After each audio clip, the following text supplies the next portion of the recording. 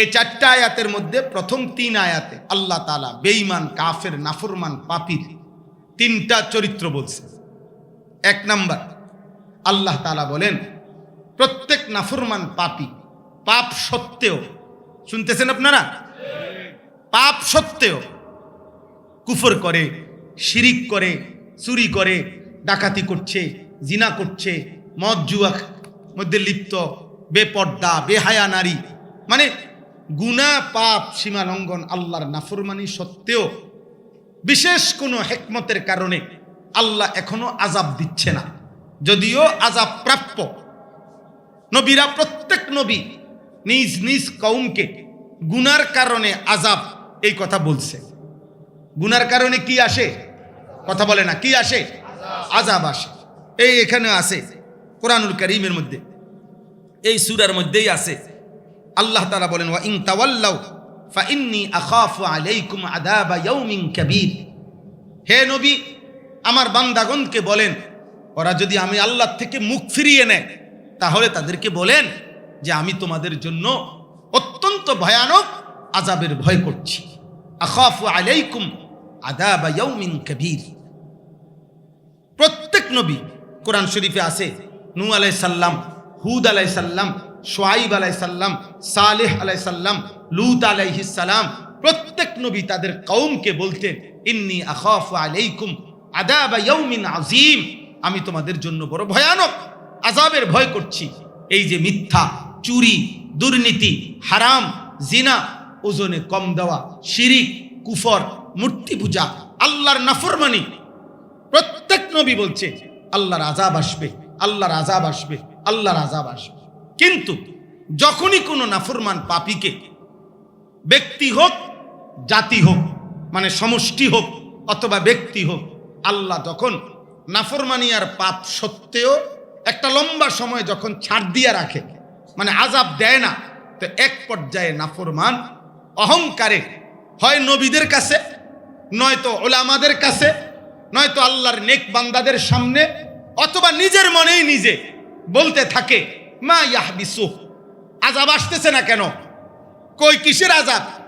আল্লাহর আযাব ঠেকাইলো কে? কই আযাব কই? ঠাট্টা শুরু করে, ঠাট্টা শুরু করে। কোরআনুল কারীমের মধ্যে আছে প্রত্যেক নবীকে নাফরমান জাতি বলতো ফাতিনা বিমা তাইদুনা ইন কুনতা মিনাস সাদিকিন। এই নবী, তুমি যদি আযাবের কথা সত্যই হয় তো আল্লাহকে বলো এখন নিয়ে আসতে, ফাতিনা বিমা তাইদুনা, আনো, এখন আযাব আনো। কোরআন শরীফে আছে সাআলা সাইলুম বিআযাবিন ওয়াকি', নবীজির সামনে একদিন নজর ইবনে হারিস নবীজির সামনে বলছে মুহাম্মদ, এ তোমার সামনে যাও, আমি আল্লাহর কাছে আত্মুল্লাহ করলাম, এই আল্লাহ এখন ফাইলে আযাব দাও, আনো, চাই তোমার কাছে কি আযাব আছে। আল্লাহ তাআলা এই কথাটাই বলছে। বন্ধু দেখেন বেঈমানে কি কয়, সে নিজের থেকে আযাব চাচ্ছে। তো আল্লাহ তাআলা বলেন প্রত্যেক যুগের নাফরমান পাপী যখন পাপ করতে করতে এমন অহংকারী হয়, এক পর্যায়ে হয় কাউকে বলে, নয়তো মনে মনে ভাবে, মনের অজান্তে বলতে থাকে যে কিসের আযাব, আযাব কিসের আবার? এ ওয়ালা ইন আখারনা আনহুমুল আযাবা ইলা উম্মাতিম মাদুদা। আল্লাহ বলেন নাফরমান ব্যক্তি, জাতি, গোষ্ঠী থেকে যদি আমি একটি নির্দিষ্ট সময় পর্যন্ত আযাবকে বিলম্বিত করি, আযাবকে পিছায়া দেই, দিচ্ছি না আর কি আযাব, তো আল্লাহ বলেন তখন লা ইয়াকুলুন্না মা ইয়াহবিসু, নাফরমান বান্দা তখন বলতে থাকে আল্লাহর আযাব কিসে আটকায়া দিল? কই আল্লাহর আযাব আসে না কা, আল্লাহর আযাব আসে না কা। লাখ লাখ যুবক এই অল্প কয়েকদিনের সুস্থতা, যৌবনের এই মাতলামি পাইয়া ওই মনে করে আমার উপরে কোনো আযাব, মুসিবত, অ্যাক্সিডেন্ট, দুর্ঘটনা কিছুই আসবে না। কি কোন হুজুর, আমার আব্বা বিদেশ, বিল্ডিং এর কাম শেষ, হ্যাঁ আমি সর্বোচ্চ নয় তার 2 বছর, এরপর তো আমার আব্বাই আমার বিদেশ নিব। টাকা পয়সার কোনো অভাব নাই, বাজারে বিট করে দিছে, বাড়ির বিল্ডিং এর কাম শেষ করে লাইছে, ব্যাংকে টাকা জমা আছে। বাহ, অহংকারী যুবক। মোটর সাইকেল চালাইলে দেখবেন, নাফরমান যুবকের মোটর সাইকেল চালানি দেখেন কুত্তা ফেল, পাগলা কুত্তা এত জোরে দৌড়ায় না, অহংকারী যে পরিমাণ পাগলা কুত্তার মতো মোটরসাইকেল চালায়। এমন কোনো দিন নাই বাংলাদেশে, এমন কোনো দিন নাই, এমন কোনো দিন নাই বাবা যেদিন মোটরসাইকেল 2-4টা অ্যাক্সিডেন্ট হইয়া মারা না যাচ্ছে প্রতিদিন। এই সেদিন আমি সিলেট গেছি, সিলেট একটা প্রাইভেট মেডিকেল কলেজের কিছুদিন আগে উনি আমাকে চেয়ারম্যান, প্রধান, একটা বড় নাম করা প্রাইভেট মেডিকেল কলেজ, বড় হসপিটাল, ওনার সাথে একটা প্রোগ্রামে আমরা একসাথে বসা ছিল, তো কথার প্রসঙ্গে উনি বললেন, কয় যে হুজুর প্রতিদিন আমাদের এই মেডিকেল হাসপাতালে, আমাদের এত বড় হসপিটালে আইসিইউতে যে রুগীদেরকে ঢুকানো হয়, সিরিয়াস রুগী, এর মধ্যে প্রত্যেক দিন এর প্রধান অংশ, বেশি অংশই যুবক যারা অ্যাক্সিডেন্টে, হাত ভাঙ্গা, ফাও ভাঙ্গা, এই পরিমাণ অ্যাক্সিডেন্ট করছে যে আইসিইউ ছাড়া উপায় নাই। অনেক ছেলে তোমরা অহংকারী যুগ, ওই হাসে মাশাআল্লাহ, 2-4 জন প্রতিবন্ধী আবার হাসে, হ্যাঁ বুঝে আমারে কইতাছে, হ্যাঁ খুশি হয়েছে যে না মাশাআল্লাহ তখন আমার লাইনে আছে, ঠিক আছে আব্বা হাসো। কারণ অসুস্থ মানুষ, প্রতিবন্ধী মানুষ এমনই হয় যে বুঝে না যে কোথায় মাথা নুয়াইতে হয়, কোথায় লজ্জা পাইতে হয়, কোথাও হাসতে হয়, এতটুকু দিমাগও অনেকের নাই। আফসোস, আল্লাহ হেফাজত করেন। চলেন তো, এরকম অহংকারী মানুষ আমরা কিতাবে পড়ছি, এক বুজুর্গ রাস্তা দিয়ে এক যুবক অহংকার করে হাঁটতেছে, তো তিনি তাকে বলছে, হে যুবক, লা তামশি ফিল আরদি মারাহা, আল্লাহর কোরআনে আল্লাহ বলছে, অর্থাৎ অহংকার করে জমিনে হাইটো না। তো সেই যুবক ওই বুজুর্গকে ধমক দিছে, আল্লাহর ওই নেক বান্দাকে, এই আপনি চেনেন আমাকে, হাল তারিফুনি, আপনি আমাকে চেনেন, আমি কে মিয়া? এই তখন ওই আল্লাহর প্রিয় বান্দা বলছে, হ্যাঁ চিনি, শোনো আমি বলতেছি তুমি কে, এদিকে। তখন ওই আল্লাহর প্রিয় বান্দা বলছে, চিনি তোমাকে আমি, আউয়ালুকা নুতফাতুন কাজিরা, তুমি হচ্ছে সে যার শুরু হলো নাপাক এক ফোঁটা বীর্য, যেটা এত দুর্গন্ধ, সবচেয়ে বেশি দুর্গন্ধময় একটা নাপাক ফোঁটা বীর্য তুমি শুরু, শেষ তোমার আখিরুকা মিতাতুন গালিজা, তোমার শেষ সমাপ্তি হচ্ছে পচে গলে যাওয়া একটা লাশ। একদিন তোমার সমাপ্তি কবরে যাবে আর তুমি পচে গলে লাশ ছিন্ন ভিন্ন হয়ে যাবে। ওয়া বাইনা যালিকা তাহমিলুল আজরা, আর মাঝখানে তুমি প্রতিনিয়ত পৃথিবীর এই হায়াতে যে কয়দিন পৃথিবীতে আসো, সে কয়দিন তোমার পেটে আছে কিছু পায়খানা, যার শুরুটাও নাপাক, যার শেষটাও পচা গলা লাশ, মধ্যখানে যার পেটে আছে কিছু নাপাক পায়খানা, সেই তুমি অহংকার করো কিসে? অহংকার করো কিসে? তোমার নাকের ছিদ্র দিয়া যেরকম নিঃশ্বাস বাইর হয়, তোমার পেটের কোনো এক পাশে যদি ছিদ্র থাকতো আর সেখান থেকে শুধু তোমার পেটের একটি ছোট্ট ছিদ্র দিয়ে যদি পায়খানার দুর্গন্ধ বাইর হতো, তাহলে তো তোমার পাশে কোনো কুত্তাও বইত। কথা বলে না? তোমার পাশে তো কোনো কুত্তাও বসতো না। মহান আল্লাহ তাআলা দয়া করে তোমার দুর্গন্ধময় ওই নাপাক পায়খানা তোমার শরীরের ভিতরে আটকায় রাখছে। তুমি অহংকার করছো কেন? একজন যুবক, একটা ছেলে, আমি স্বপ্ন দেখি একজনের, আমি আশায় থাকি কোনো একদিন রাত গভীরে কোনো একদিন একটা ছেলেই বদলাবে। আমি নির্দিষ্ট কোনো দল করি না, পার্টি করি না, আমার কোনো মার্কা নাই, নির্বাচনের কোনো প্রস্তুতি নেই, ইচ্ছা নাই, কাজেই বেশি না কম শ্রোতা আমি এটা বুঝি না, বলতে থাকা আমার মাকসাদ। তাইলে আব্বা আমি বুঝাইতে চাইলাম, আল্লাহ বলেন আলা ইয়াউমা ইয়াতিহিম লাইসা মাসরুফান আনহুম, আল্লাহ বলে বন্ধু বলে দেন একদিন সত্যি সত্যি যখন আযাব আসবে, সেদিন এই কায়নাতের কারো ক্ষমতা থাকবে না সেই আযাবকে প্রতিহত করে। বলে ফেরাউন যেদিন ডুবছিল সেদিন আর কেউ থামাইতে পারছে? নমরুদ যেদিন ধ্বংস হয়েছিল সেদিন আর কেউ ঠেকাইতে পারছে? এই পৃথিবীর কোন জালেমের উপরে যখনই আল্লাহর আযাব আসছে তো সে আর কোনোদিন থামাইতে পারছে? আল্লাহ বলেন যেদিন সত্যি আযাব আসবে সেদিন আর কেউ প্রতিহত করতে পারবে না। ওয়া হাকা বিহিম মা কানু বিহি ইস্তাহজিউন।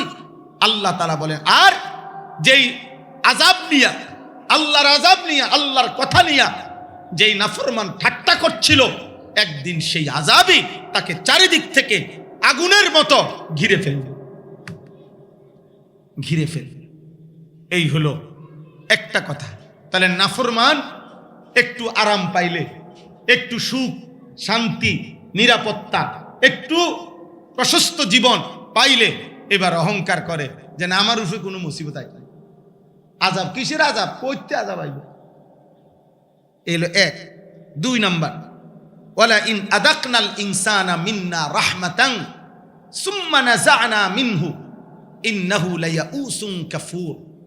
আল্লাহ তাআলা বলেন, নাফরমান বান্দা দীর্ঘদিন সুখে ছিল, আরামে ছিল, ভালোই ছিল। হঠাৎ করে একদিন যদি আমি সেই সুখ, আরাম, নিরাপত্তা, স্বস্তি দূর করে কিছু সময়ের জন্য যদি আমি মুসিবত দেই, বুঝেন নাই, বিপদে ফেলি, তো তৎক্ষণাৎ এমন হতাশ হয়, এমন নার্ভাস হয় যে আমি আল্লাহর উপরে কুফরি শুরু করে, আমি আল্লাহর উপরেই অভিযোগ শুরু। খোদা, শেষ পর্যন্ত বিপদ বুঝি আমারে দেখলা, আর মানুষ নাই খোদা। বুঝেন নাই কথাটা? এমন হতাশ না ভাই, কি অবস্থা, কেমন না, আর ভরসা নাই, হইতো না। কি তুই আজ যা 3 দিন লাগাতার বাথরুমে আইয়ার যা, 3 দিন, অথচ গত 30 বছর ভালো ছিল, সে কথা একবারও মনে পড়ল না। 3 দিনে বাথরুমে আইয়ে যায়, শেষ, একবারে হতাশ। আর আল্লাহর রহমতের কোনো আশা বলতে তার কাছে আর নাই, আল্লাহর উপরে কোনো নির্ভরতা নাই। এই আল্লাহ বলেন, বেঈমান যখন, নাফরমান যখন সুখের পরে কিছু সময়ের আযাব দেখে, মুসিবত দেখে, হতাশ হয়ে যায় এবং আমি আল্লাহর কুফরি করে, নাউজুবিল্লাহ। আমি একদিন একজনকে বলছিলাম, কইছিল, হুজুর আল্লাহ বুঝি গেল আমারে দেখে। তা না, আমি বলছিলাম, আপনি একজনের নাম কোন, আমনের বদলে আযাবটা, মুসিবতটা আল্লাহ কারে দিত, আপনি একজনের নাম প্রস্তাব করেন, আমি একটু কই আল্লাহর কাছে, মুনা দেখবেন আমনে, আমি হেদ্দারে কমু যে ভাই কাকায় আমনের নাম কইছে, আমনে দেখবেন হেবাডার বংশের লোক লই আমনে টাঙ্গাইয়া ফিটবো, মনে করেন যে কি রে ডাকায়, তোর মুসিবত তুই আমার কান্দে দিলি কা।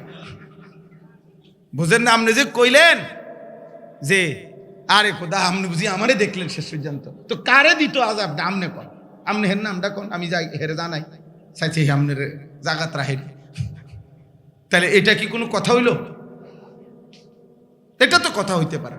তো আল্লাহ বলেন, সুখের পরে দুঃখ পেলে নাফরমান সবার আগে আমাকে ভুলে যায়, হতাশ হয়ে যায়।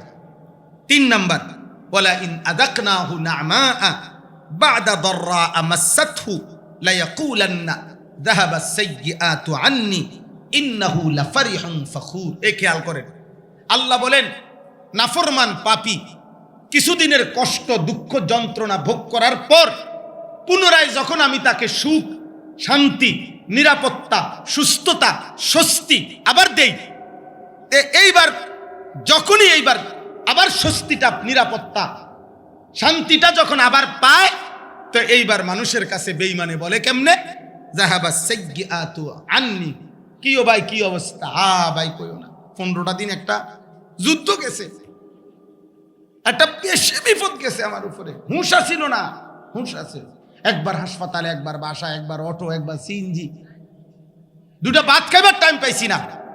যাক, এখন মোটামুটি সবগুলা সমাধান হয়েছে, এখন আর কোনো ঝামেলা নাই। কে কে মুসিবত দূর করলো, কার দয়ায় কি হইল, কোনো শব্দ নাই, সব ক্লিয়ার করে লেছে ওরা। যাহাবা সাইয়্যাতু আন্নি, তখন নাফরমান বলে আমার মুসিবত দূর হয়ে গেছে, ইন্নাহু লাফারিহুন ফাকুর, আবার পুনরায় উল্লাসে মেতে ওঠে, অহংকারে মেতে ওঠে। এই লাফারিহুন মানে উল্লাস, আর ফাকুর মানে অহংকার। আবার সেই আগের মতো নাচে গায়, আগের মতো ফুর্তি করে, আগের মতো। কত যুবক তোমরা দেখেন, চিন্তা করে, এই অসুস্থ ছিল হয়তো 6 দিন 5 দিন, সর্দি ঠান্ডা পেটের অসুখ সোজা হইয়া গেছিল, একটু যখন আবার আল্লাহ তাআলা দূর করে সুস্থতা দিছে, ওই আবার আগের মতো মোবাইল, নারী, ছবি, নাচ, বন্ধুদের আড্ডা, উল্লাস, আবার বেনামাজি জিন্দেগি। আল্লাহ তাআলা বলেন এই 3টা চরিত্র হইল বেঈমানের চরিত্র। 1, আযাব আসতে দেরি হইলে বলে আযাব আসবে না। 2, সুখের পরে আমি যদি ক্ষণিকের জন্য দুঃখ দেই তো আমি আল্লাহর উপরে নাফরমানি করে। 3, দুঃখের পরে আমি যখন সুখ ফিরিয়ে দেই আমি আল্লাহকে মনে করে না, বরং পুনরায় আবার গুনাহ আর নাফরমানি আর অহংকারে লিপ্ত হয়ে পড়ে। আল্লাহ বলেন তার বিপরীতে এই শেষ আয়াত, ইল্লাল্লাযীনা সাবারু ওয়া আমিলুস সালিহাত, আমার যেই সমস্ত ইমানদার নেককার বান্দা সর্বাবস্থায় সবর করে, অর্থাৎ সবর মানে হচ্ছে আল্লাহর হুকুমের উপরে জমে থাকা, কোনো গুনাহ না করা, কোনো হুকুম না ছাড়া, আদেশ আমি ছাড়ব না, গুনাহ আমি করব না, এ কথার উপরে আমি জমে রইলাম, মরণপণ চেষ্টা করলাম, এটাকে বলে মূলত সবর। সবরের মূল অর্থ আল্লাহর হুকুমের উপরে মজবুত থাকা, দৃঢ় থাকা, এটারে কয় সবর। তো আল্লাহ বলেন যে আমি আল্লাহর হুকুমের উপরে সবর করলো, মজবুত হয়ে টিকে রইল, আমিলুস সালিহাত, সুখে কিংবা দুঃখে, আনন্দ কিংবা বেদনায় আমার আমল, নেক আমল করতে থাকলো, নেক আমল করতে থাকলো, কোনো অবস্থাতে আমল ছাড়ে না, দুঃখে যখন তখনও আল্লাহকে ডাকে, সুখে যখন তখনও আল্লাহকে ডাকে।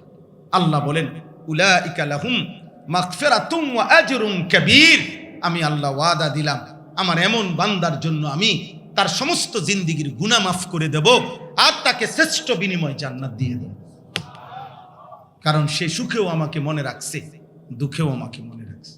একটা ছোট্ট উদাহরণ বলি, হযরত আমরা কিতাবে পড়ছি হযরত আইয়ুব আলাইহিস সালাম, আপনারা নাম জানেন না ওনার? 70 বছর উনি সুস্থ ছিলেন, আল্লাহকে ডাকছেন।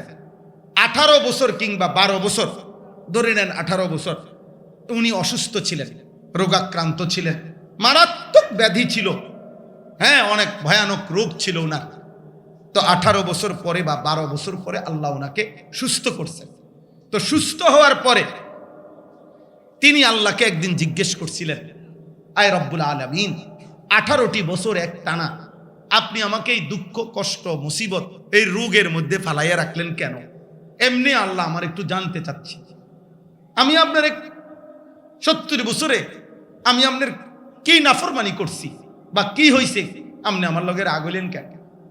তখন আল্লাহ তাআলা বলছে, কিতাবে আছে, আইয়ুব, আমার জাতের কসম আইয়ুব, 70 বছর তুমি আমার একদিনের জন্য ভুলো নাই, আমার ইবাদত আমার বন্দিগি তুমি ঠিক মতোই করেছ, আমি তোমার প্রতি এক বিন্দু নারাজ না, কিন্তু 18 বছর আমি তোমার রোগে ফেলাইয়া আমি শুধু দেখতে চাইছিলাম দুঃখের সময় তুমি আমারে ডাকো কিনা, পরীক্ষা নিচ্ছিলাম, আমি পরীক্ষায় তুমি উত্তীর্ণ, 18 বছরও তুমি আমারে ঠিক মতোই ডাকছ, আমার এই রোগের সময়ও আমার কোনো অভিযোগ নাই।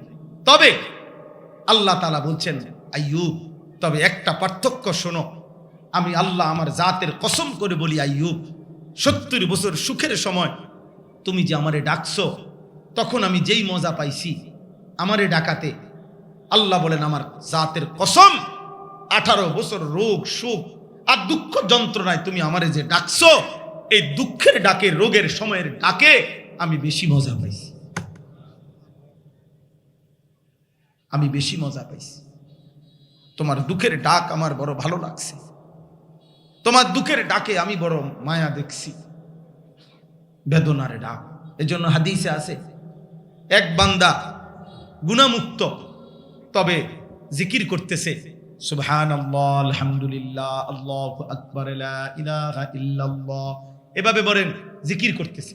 আর আরেকজন বান্দা গুনাহগার পাপী, নিজের ভুল বুঝতে পাইরা চোখের পানি ফেলে আহাজারি করে কাঁদতেছে, আল্লাহ মাফ করে দেন, মাফ করে দেন। হাদিসে আছে, নবীজি বলছেন, এই দুইজন, একজন নেককার জিকির করছে, আরেকজন গুনাহগার পাপী চোখের পানি ফেলে আল্লাহর কাছে তওবা করছে, নবীজি বলেন আল্লাহর কসম উম্মত, আল্লাহ তাআলার নিকট ওই নেককারের জিকিরের আওয়াজের চাইতে তওবাকারীর গুনাহগার বান্দার চোখের পানি ফেলা, গুনাহ মাফ চাওয়ার আওয়াজ আল্লাহর কাছে বেশি প্রিয়। লা আনিনুল মুস্তাগফিরিন আহাব্বু ইলাল্লাহ মিন জাজরিল মুসাব্বিহিন। আল্লাহর কাছে বেশি প্রিয়। চোখের পানির দাম বেশি মালিকের কাছে। কাঁদলে মালিকের কাছে বেশি দাম হয়, চোখের পানি ফেললে দাম বেশি হয়। চোখের পানির বড় দাম। ইমাম গাজালি রাহমাতুল্লাহ আলাইহি বলছেন, চোখের পানি আল্লাহ তাআলা হেফাজত করে, ফেরেশতার কাছে জমা রাখে। কিয়ামতের দিন নাফরমান বান্দার জন্য চোখের পানিটুকু দিয়ে জাহান্নামের আগুন নিভায় দেয়, জাহান্নামের আগুন নিভায় দেয়। চলেন ভাই, এই রাত গভীরে মাদ্রাসার এই বরকতময় মাহফিলে মাদ্রাসাকে ভুলবেন না।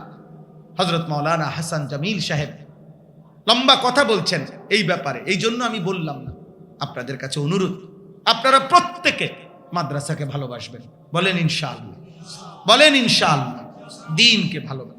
ছেলেরা, বাবা তোমরা অনেক কষ্ট করছো, আব্বা অনেক নওজোয়ান মাশাআল্লাহ, এত রাত অবধি তোমরা সবরের সাথে বসছো। আমার অনুরোধ, তোমরা নামাজ পড়ো, চুল চেহারা সুন্দর করো, নারী ছবি হারাম দৃশ্য দেখো না। এই খেলাধুলা আমাদের কিচ্ছু আসে না। 4টি জিনিস নিষিদ্ধ খেলা: মদ, জুয়া, নারী মানে জিনা। এই 4 জিনিস একত্র হলে যেটা হয় এটার নাম ওয়ার্ল্ড কাপ। বিশ্বকাপ শব্দের অর্থ হলো 4টি জিনিস, যেখানে নিষিদ্ধ খেলা, যেখানে লক্ষ কোটি কোটি বোতল, হাজার হাজার লক্ষ বোতল মদ, যেখানে জুয়া, যেখানে জিনা, নারীর হারাম ব্যভিচার। এই 4টি একসাথে যেটা হয় এটার নামই হচ্ছে ওয়ার্ল্ড কাপ, এর নামই বিশ্বকাপ। আর পৃথিবীর ইতিহাসের প্রথম দিন থেকে, মানব সৃষ্টির প্রথম দিন থেকে আজ পর্যন্ত পৃথিবীতে কখনোই মদ, জুয়া, জিনা পৃথিবীর কোনো সমাজে, কোনো সভ্যতায়, পৃথিবীর কোনো সংস্কৃতিতে এটা মানবতার জন্য কল্যাণকর হইতে পারে না। অতএব এই আয়োজন মানবতার অকল্যাণ, এই আয়োজন মানবতার অকল্যাণ। এর দৃশ্যমান আখিরাত তো কিছু নাই, দৃশ্যমান দুনিয়ারও যাররা পরিমাণ কোনো উপকার নাই। বলেন একজন মানুষ নয় তো বলো ভাই, একটা যুবক বলো দাঁড়ায়া এই বিশ্বকাপ ফুটবল খেলার দ্বারা পৃথিবীবাসীকে এই আয়োজকরা কি মেসেজ দিতে চাচ্ছে, মানে কি কি করতে চাচ্ছে? এর দ্বারা পৃথিবী থেকে যুদ্ধ বন্ধ হয়ে যাবে? কথা বলেন না। এই বিশ্বকাপের দ্বারা, এই খেলার দ্বারা হত্যা, খুন, ধর্ষণ, নারী নির্যাতন বন্ধ হয়ে যাবে? পৃথিবীর একটা উপকার, একটা বেঈমান বলুক যে পৃথিবীর এর দ্বারা আর্থিক, সামাজিক, রাজনৈতিক, নৈতিক কি উন্নতিটা হবে? পৃথিবীর কোনো উন্নতি নেই। বলেন ভাই, একটা কল্যাণ বলুক।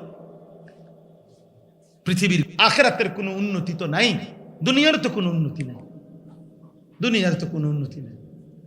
নবী সাল্লাল্লাহু আলাইহি সাল্লাম কেমনি, সেদিন নবী যদি জিজ্ঞেস করে আমার উম্মত 365 দিনে খোদার 1 বছরে 4:30 বাজে কোনো দিন ফজরের নামাজের জামাতে তোমাকে দেখি নাই, কিন্তু 4টা বাজে খেলার পর্দার সামনে তুমি কেমনে জাগতে পারলা? রাতের গভীর 4টা বাজে তুমি খেলা দেখবার জন্য টেলিভিশনের সামনে কেমনে বসতে পারলা?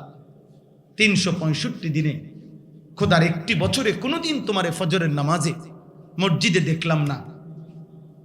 তখন কি উত্তর হবে? কি বলবেন? আল্লাহ আমাদেরকে হেফাজত করেন। প্রত্যেকটা যুবক আল্লাহর দিকে ফিরো, নামাজ পড়ো আব্বা, ফজরের নামাজ পড়ো। ফজরের নামাজ হিম্মতওয়ালা নামাজ, ফজরের নামাজ মুমিনের। আমার জিন্দেগির স্বপ্ন এটা, মুসলমানের কিশোর, যুবক, নওজোয়ান আল্লাহর দিকে ফিরবে। আমি আশা করি এটা। বলতে বলতে একদিন কবরে চলে যাবে ইনশাআল্লাহ, একদিন মৃত্যু হবে, একদিন এই পৃথিবী শেষ করে চলে যাব ইনশাআল্লাহ। কিন্তু নিয়ত করে রাখছি এটাই, আল্লাহর কথা বলতে থাকি, আল্লাহর কথা বলতে থাকি। এবং আশাবাদী আমরা, আলহামদুলিল্লাহ, প্রতিদিন অসংখ্য যুবক, কিশোর প্রতিদিন সারা বাংলাদেশে আল্লাহর দিকে ফিরতেছে, আল্লাহর দিকে ফিরতেছে। কারো নাম আমরা জানি, কারো নাম আমরা জানি না, কিন্তু এটাই সত্য, এটাই সত্য। পৃথিবীতে পরিবর্তনের একটা হাওয়া আছে, বিদগ্ধ জ্ঞানী মনীষী আল্লাহর প্রিয় বান্দাগণ, গোটা পৃথিবী দেখতেছে যে গুনার মাত্রা যেমন বেড়ে গেছে, ঠিক তেমনি ভাবে বিজয়ের সময়ও, ইমানের পুনর্জাগরণের সময়ও ঘনিয়ে আসছে। রাত্র মানে গভীর হয়েছে, তার মানে হইল সকাল কাছায় গেছে। অন্ধকার যত বাড়ে আলো তত আগায় আসে, বুঝেন না? সন্ধ্যা 7টা বাজে, তার মানে ভোর হইতে অনেক দেরি, কিন্তু রাতের 3টা বাজে গভীর রাত, কিন্তু বোঝা যায় ভোর হইতে আর বেশি দেরি নেই। এই জন্য পাপের মাত্রা যেহেতু বেড়ে গেছে, বোঝা গেছে বিজয়ের মাত্রাও কাছায় গেছে। ইনশাআল্লাহ, ইনশাআল্লাহ, ইনশাআল্লাহ। আল্লাহ আমাদেরকে তৌফিক দান করে। মাদ্রাসাকে ভালোবাসেন, মাদ্রাসায় দান করবেন মহব্বতের সাথে। আমার কাছে অনুরোধ আপনাদের, আমার শায়েখ আল্লামা মুফতি মুশতাকুন নবী কাসেমি হুজুর সব সময় বলে, মাদ্রাসা মহল্লাবাসীর কাছে 3টা জিনিস চায়। দোয়া 1 নাম্বার, মুসলমানের দোয়া। 2 নাম্বার আতফাল, মুসলমানের সন্তান। 3 নাম্বার আমওয়াল, মুসলমানের দান সাদাকা। একজন আমার হযরত বলে, কোন মুসলমান যদি মাদ্রাসার সাথে এই 3 জিনিস দিয়ে সম্পর্ক রাখে, দোয়া করছে মাদ্রাসার জন্য, মাদ্রাসায় নিজের হোক অন্যের সন্তান বুঝাইয়া হোক, সন্তান পড়তে দিছে, কিছু সাধ্য পরিমাণ দান সাদাকা করছে, এই 3টা দিয়ে যদি সম্পর্ক রাখে, হুজুর বলে যে আমি আশা করি কিয়ামতের দিন ওই মানুষটা, আশা করি মাদ্রাসার তোলাবা উলামা এদের সাথে ইনশাআল্লাহ হাসরের ময়দানে দাঁড়াবে ইনশাআল্লাহ। তালেব ইলম ডাক দিয়ে নিবে, চাচা আপনি এদিকে আসেন, আপনারে আমরা চিনতাম, আপনি আমাদের মাদ্রাসা আসতেন, দান সদকা করতেন, আপনি আমাদেরকে ভালোবাসতেন, চাচা আসেন এদিকে আসেন, আমগুর লোকে দাঁড়া, আমগুর লোকে দাঁড়া। হাফেজে কোরআন 10 জনের জন্য সুপারিশ করবে, এটা মানে কোনো হাদিসে কথা বলে নাই যে এ বড়া শুধু এ বড়ার আত্মীয়, এ বড়ার চাচা, এ বড়ার স্বাস্থ্য বাইরের লেগে, এটা কয় না, এটা হের পছন্দ মতো। বোঝেন নাই কথাটা? এটা তার ইচ্ছে মতো। এতএব মাদ্রাসায় সহযোগিতা